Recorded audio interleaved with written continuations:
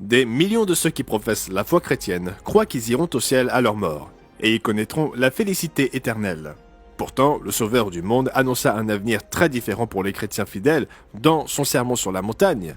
Il déclara dans Matthieu 5, verset 5 « Heureux ceux qui sont humbles, car Dieu leur donnera la terre en héritage. » Irez-vous au ciel ou hériterez-vous la terre?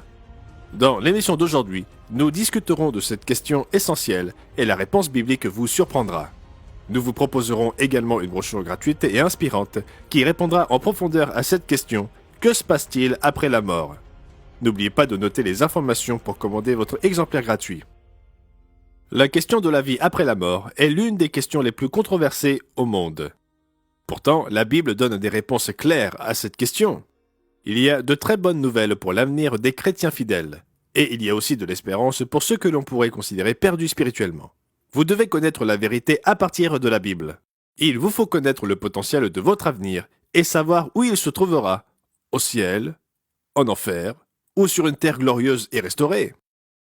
Restez à l'écoute.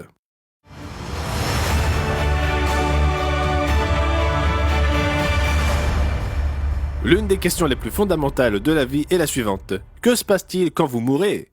Irez-vous au ciel? Ou irez-vous en enfer? Ou bien resterez-vous simplement endormi jusqu'à la résurrection? Le centre de recherche américain Pew interrogea les Américains sur leur croyance au ciel et à l'enfer.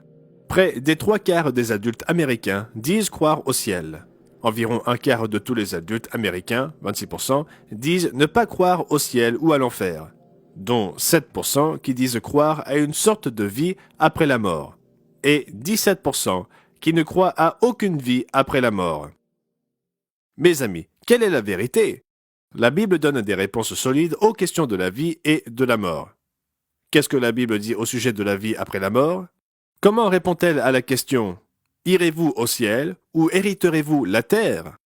Au cours de l'émission d'aujourd'hui, nous discuterons de la réponse de la Bible à cette question, puis nous vous offrirons une brochure gratuite et inspirante intitulée « Que se passe-t-il après la mort ?» N'oubliez pas de noter les informations apparaissant sur votre écran pour commander votre exemplaire gratuit. Jésus nous enseigna à prier « Que ton règne vienne » c'est dans Matthieu 6 et au verset 10. Mes amis, pourquoi prions-nous chaque jour « Que ton règne vienne » Parce que le monde souffre des péchés de l'humanité. Au XXe siècle, nous avons connu la Première et la Deuxième Guerre mondiale. Des millions de personnes souffrirent également des guerres en Corée, au Vietnam, au Cambodge, au Moyen-Orient et dans d'autres régions du monde. Actuellement, au XXIe siècle, selon l'Observatoire des conflits du laboratoire américain d'idées Council on Foreign Relations, plus de 2 douzaines de conflits de type guerre civile font rage dans le monde sur 5 des 7 continents. Les guerres modernes, des 2 guerres du Golfe au Moyen-Orient, aux récents affrontements en Ukraine, utilisent les dernières technologies militaires avec des bombes dites intelligentes, des missiles guidés et des communications spatiales. Jésus révéla qu'il y aurait une grande tribulation. Il ajouta « Et si ces jours n'étaient abrégés, personne ne serait sauvé. » C'est dans Matthieu 24 et au verset 22. Mais le Christ interviendra lors de son second avènement. Nous prions pour que le royaume de Dieu vienne, pour mettre fin à la nature belliqueuse de l'humanité. Les tendances militaires actuelles, à moins que Dieu n'intervienne, mèneront finalement à l'annihilation totale ou au cosmocide. Heureusement, Dieu conçut un plan pour sauver l'humanité. Ce plan prévoit un avenir majestueux pour les chrétiens fidèles. Et où cet avenir aura-t-il lieu? Où se trouveront les chrétiens fidèles? Au ciel ou sur la terre? Reportez-vous dans la Bible à Apocalypse chapitre 5 et au verset 10. Tu as fait d'eux un royaume et des sacrificateurs pour notre Dieu, et ils régneront où? Sur la terre. Quel verset impressionnant! Remarquez 2 points. Premièrement, les chrétiens fidèles sont appelés à devenir des sacrificateurs. Ils aideront le roi des rois à instaurer une paix durable. Et où régneront-ils? Dans le ciel? Non, sur la terre. Nous régnerons ici-bas. Oui, mes amis, les humbles hériteront la terre. Le royaume des cieux, c'est-à-dire le royaume de Dieu, régnera sur la terre. C'est pourquoi nous prions que ton règne vienne. Si vous avez une Bible, reportez-vous vers l'une des sections les plus fondamentales du Nouveau Testament, ce qu'on appelle souvent le sermon sur la montagne. Veillez à lire attentivement les 3 chapitres, Matthieu 5, 6 et 7. Lisons maintenant Matthieu 5 et au verset 1. Jésus, voyant ces foules, monta sur une colline. Il s'assit, ses disciples se rassemblèrent autour de lui, et il se mit à les enseigner. Il leur dit, « Heureux ceux qui se reconnaissent spirituellement pauvres, car le royaume des cieux leur appartient. Heureux ceux qui pleurent, car Dieu les consolera. Heureux ceux qui sont humbles, car Dieu leur donnera la terre en héritage. » Jésus a-t-il dit que les pauvres en esprit iraient au ciel pour l'éternité, tandis que les humbles hériteraient la terre? Non. Ce que Jésus dit, c'est que les humbles seraient bénis par le royaume des cieux. Comprenons, mes amis, que le royaume des cieux s'établira ici-bas lorsque le Christ reviendra. C'est alors que ceux qui seront sauvés hériteront du royaume. C'est à ce moment-là que le Christ dira à ses fidèles serviteurs, « Venez, vous qui êtes bénis de mon Père, prenez possession du royaume qui vous a été préparé dès la fondation du monde. » Le roi des rois régnera sur le globe terrestre et toutes les nations viendront à Jérusalem pour apprendre le chemin de la paix. Remarquez cette prophétie inspirante dans Zacharie chapitre 14. La terre entière apprendra à observer les mêmes fêtes bibliques que celles observées par Jésus et les apôtres. Zacharie 14 et au verset 16. Tous ceux qui resteront de toutes les nations venues contre Jérusalem monteront chaque année pour adorer le roi, l'Éternel des armées, et pour célébrer la fête des tabernacles. Oui, mes amis, chaque nation sur terre adorera le roi. Mais quand cela aura-t-il lieu? Et quand les chrétiens fidèles qui sont décédés hériteront-ils le royaume? La première résurrection, celle des chrétiens fidèles, aura lieu lors du retour du Christ, comme le dit 1 Thessaloniciens 4 et au verset 16 et 17. Mes amis, j'espère que la plupart d'entre vous désireront rechercher cette promesse de vie après la mort. Le plus grand objectif d'un chrétien est de chercher d'abord le royaume de Dieu et sa justice, comme Jésus le déclara dans Matthieu 6 et au verset 33. Oui, il y a une vie après la mort, mais pas avant d'être ressuscité. Ecclésiaste 9 et au verset 5. Les vivants, en effet, savent qu'ils mourront, mais les morts ne savent rien. Mes amis, Dieu appelle de nombreuses personnes à le servir et à servir son œuvre, à se préparer à servir dans son royaume à venir en tant que roi et sacrificateur. Lisons cela dans Apocalypse chapitre 20 et au verset 6. Heureux et saints ceux qui ont part à la première résurrection. La seconde mort n'a point de pouvoir sur eux, mais ils seront sacrificateurs de Dieu et de Christ, et ils régneront avec lui pendant 1000 ans. Il y a de nombreux versets dans la Bible qui décrivent le royaume du Christ gouvernant le monde. Reportez-vous au chapitre 7 de Daniel. Le contexte de la prophétie de Daniel 7 se situe dans la fin des temps.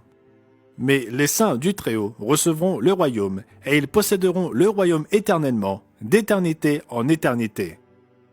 Oui, les saints, tous les chrétiens fidèles, régneront avec Jésus-Christ lorsqu'il reviendra. Un royaume peut être décrit à l'aide de 4 éléments de base. Un royaume a un souverain, un territoire, des sujets et des lois. Le souverain du royaume de Dieu sur terre sera Jésus-Christ, le roi des rois.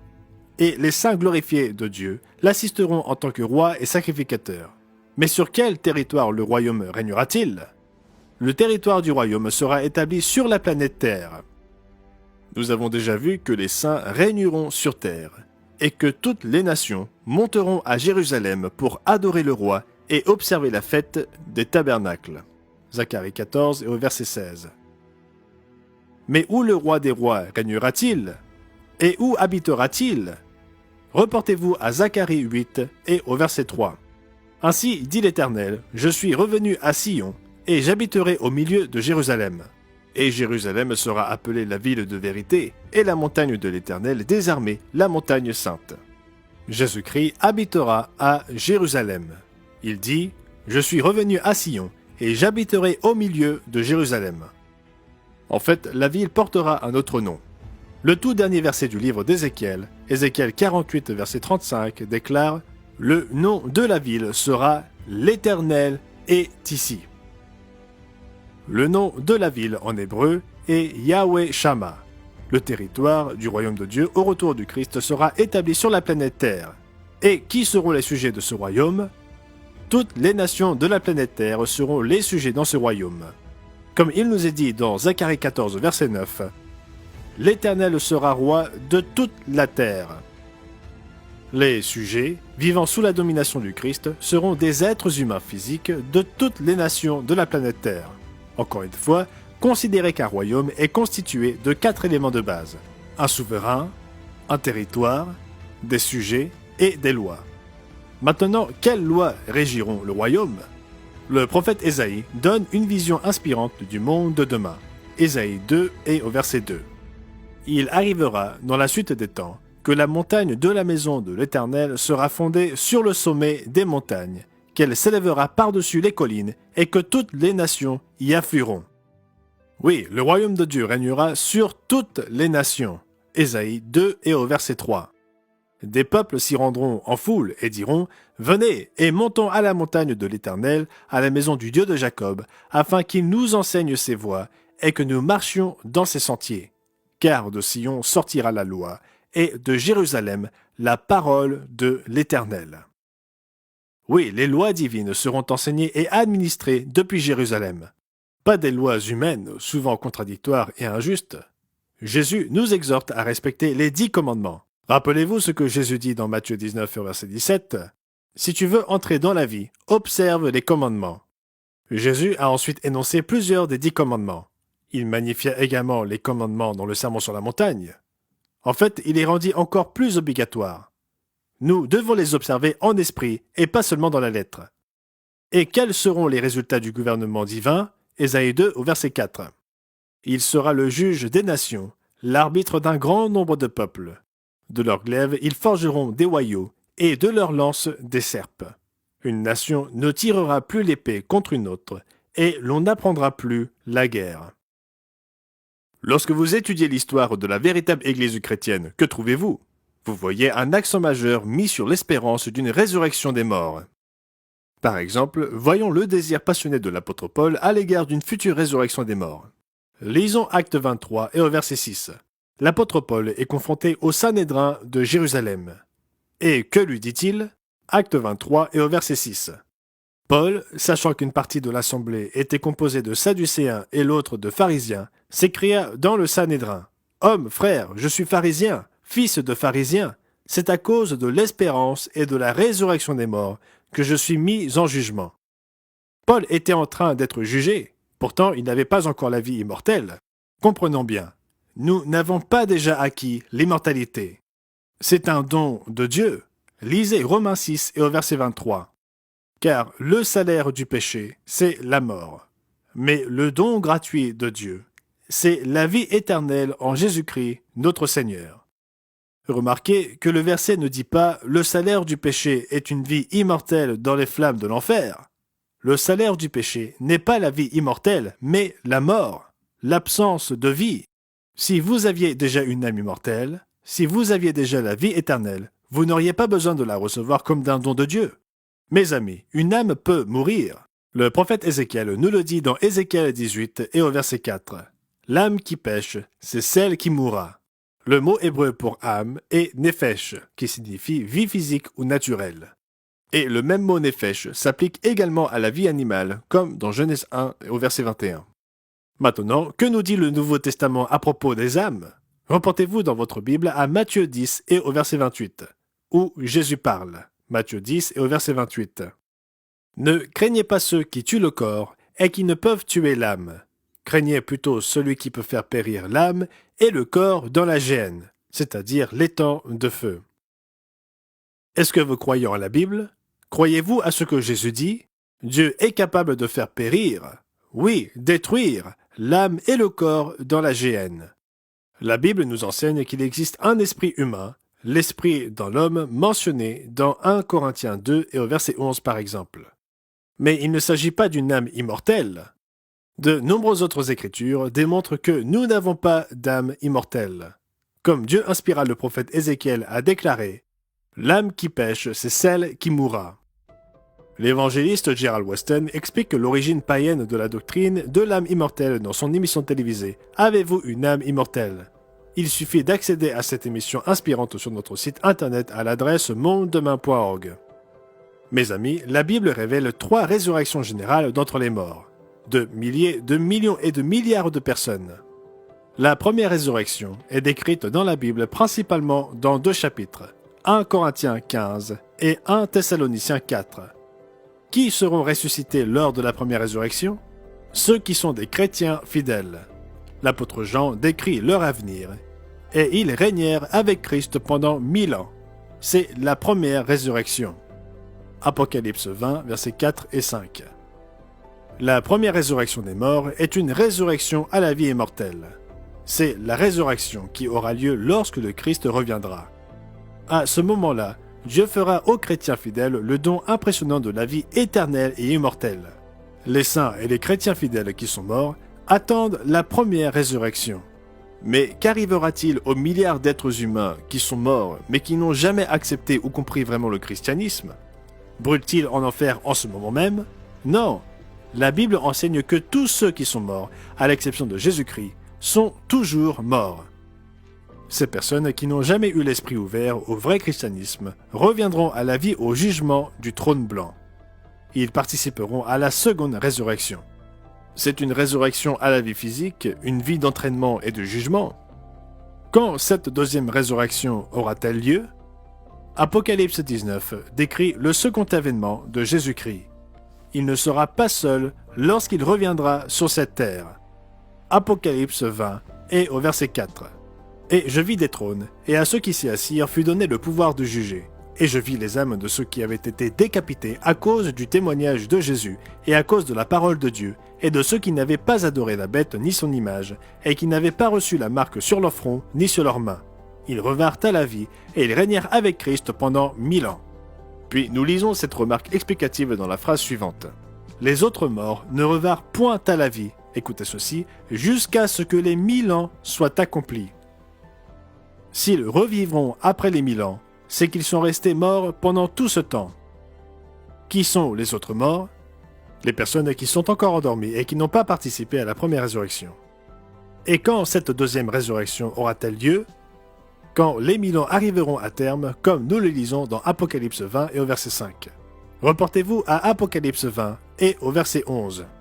Puis je vis un grand trône blanc et celui qui était assis dessus. La terre et le ciel s'enfuirent devant sa face, et il ne fut plus trouvé de place pour eux. Et je vis les morts, les grands et les petits, qui se tenaient devant le trône. Des livres furent ouverts, et un autre livre fut ouvert, celui qui est le livre de vie. Et les morts furent jugés selon leurs œuvres, d'après ce qui était écrit dans ces livres. Apocalypse 20 et au verset 11 à 12. Le mot grec pour livre est biblion. La bonne nouvelle montre que les livres ou la Bible seront ouverts à la compréhension des masses pour la première fois. Le livre de vie sera aussi finalement ouvert à ceux qui seront ressuscités lors du jugement du grand trône blanc, comme nous le voyons dans Apocalypse 20, verset 12. Ce sera leur première opportunité d'apprendre correctement la vérité. Il ne s'agit pas d'une deuxième chance comme certains aiment l'appeler. Tous les êtres humains seront tenus responsables de leurs actions et de leurs pensées. Mais ce sera la première fois pour beaucoup d'entre eux de voir leurs péchés. Ils auront alors l'occasion de se repentir de leurs péchés et d'accepter Jésus-Christ comme leur sauveur. Si vous appartenez vraiment à Jésus-Christ et si vous restez fidèle, vous ferez partie de la première résurrection. Elle est appelée la meilleure résurrection, Hébreux 11, verset 35. Pourquoi? Parce que c'est une résurrection reliée directement à la vie éternelle et à l'immortalité. Ceux qui sont dans la première résurrection deviendront l'épouse du Christ. La parabole des 10 vierges dans Matthieu 25 nous recommande tous d'être prêts pour le retour du Christ et les noces de l'agneau. Apocalypse 19, verset 7 montre que la véritable Église de Dieu, l'épouse du Christ, a été fidèle dans sa préparation à la venue du royaume de Dieu. Réjouissons-nous, soyons dans l'allégresse et donnons-lui gloire, car les noces de l'agneau sont venues, son épouse s'est préparée. Nous avons posé la question suivante au début de l'émission. Irez-vous au ciel? La Bible dit très clairement, comme nous l'avons vu, que notre récompense éternelle sera ici-bas. Mais aussi surprenant que cela puisse être pour certains d'entre vous, lorsque le Christ reviendra à la rencontre des véritables chrétiens qui s'élèveront sur les nuages lors de la première résurrection, il les emmènera aux noces de l'agneau devant le trône de Dieu dans le ciel. Apocalypse 15, versets 1 et 2. Ils y resteront pour une courte période, alors que les 7 derniers fléaux seront déversés sur la terre, et ils reviendront avec lui sur des chevaux blancs pour conquérir les nations et hériter la terre. Notre brochure gratuite vous relate plus de détails passionnants. N'oubliez pas de lire la section sur les noces de l'agneau à partir de la page 28. Mes amis, votre Père Céleste vous aime et veut vous voir faire partie de sa famille. Il ressuscitera les morts en Christ dans la gloire et l'immortalité. Et il prévoit que des milliards d'êtres humains spirituellement aveuglés apprennent son mode de vie lors du jugement du Grand Trône Blanc. Tous les êtres humains décédés qui ont jamais vécu sont endormis dans leur tombe, comme il est dit dans 1 Thessaloniciens 4 et au verset 13 à 15. Vous pouvez en apprendre davantage dans notre brochure gratuite et inspirante « Que se passe-t-il après la mort ?» La Bible révèle la vérité encourageante de votre avenir au-delà de la mort. N'oubliez pas de commander votre exemplaire gratuit. Merci d'avoir regardé. Ici, au Monde de demain, nous voulons vous aider à comprendre votre monde à travers les pages de la Bible. Et nous vous encourageons à ne pas vous contenter de nous croire, mais à consulter ces versets dans votre propre Bible. Si vous souhaitez savoir ce qui se passe après la mort pour tous ceux qui ont vécu, cliquez sur le lien dans la description pour obtenir le guide d'études bibliques gratuit. Que se passe-t-il après la mort? Et n'oubliez pas de vous abonner à notre chaîne pour ne manquer aucune vidéo du Monde de demain. À la prochaine fois.